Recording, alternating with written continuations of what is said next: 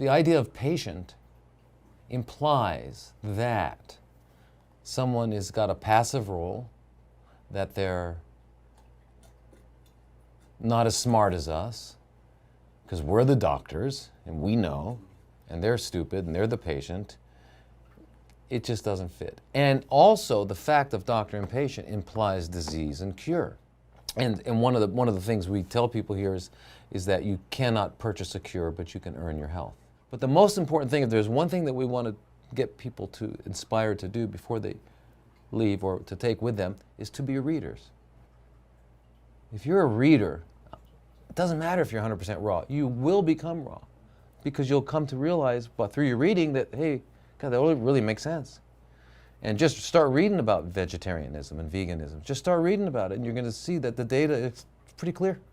So the best thing I can do is just make sure that they love learning. When someone comes here, they're basically greeted with congratulations, we're glad you made it, and they tell us their war story. A lot of people come here after going to the operating room and after getting radiation and chemo and terrible, terrible, terrible stories. But they come, and I can see that the glimmer in their eye. The only requirement that we really have is, do you want to live?